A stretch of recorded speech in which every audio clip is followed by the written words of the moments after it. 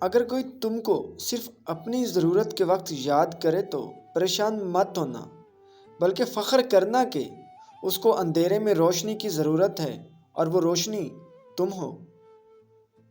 اس شخص کو دوست مت بناؤ جو کسی محفل میں آپ کو شرمندہ کر دے، چاہے وہ مذاق میں ہی کیوں نہ ہو۔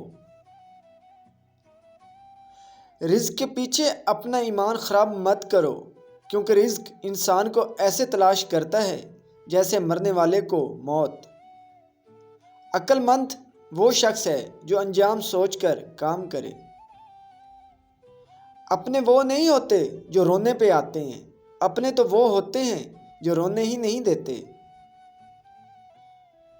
ہمیشہ سچ بولو تاکہ تمہیں قسم کھانے کی ضرورت ہی نہ پڑے۔ کبھی بھی اپنی جسمانی طاقت اور دولت پر بھروسہ نہ کرنا، کیونکہ بیماری اور غربت آنے میں کبھی دیر نہیں لگتی۔ برے انسان کی صحبت سے پرہیز کرو، کیونکہ وہ تلوار کی طرح ہے، دکھنے میں خوبصورت اور اثر میں خطرناک۔ اے لوگوں، مجھے تم پر دو چیزوں کی فکر رہتی ہے: لمبی امیدیں لگانا اور اپنی خواہشات کے مطابق چلنا۔ اپنے دوست کے دشمن سے دوستی مت کرو، ایسا کرنے سے تم اپنے دوست کے دشمن بن جاؤ گے۔ کم کھانے میں صحت ہے، کم بولنے میں سمجھداری ہے اور کم سونا عبادت ہے۔ جو دکھ دے اسے چھوڑ دو، لیکن جس کو چھوڑ دو اسے کبھی دکھ نہ دو۔ مردانگی کی بہترین سطح یہ ہے کہ مرد کی وجہ سے عورت کی آنکھوں میں آنسو نہ آئے۔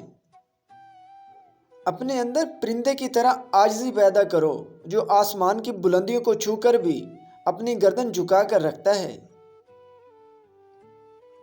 جو شخص سجدوں میں روتا ہے اسے تقدیر پر رونا نہیں پڑتا۔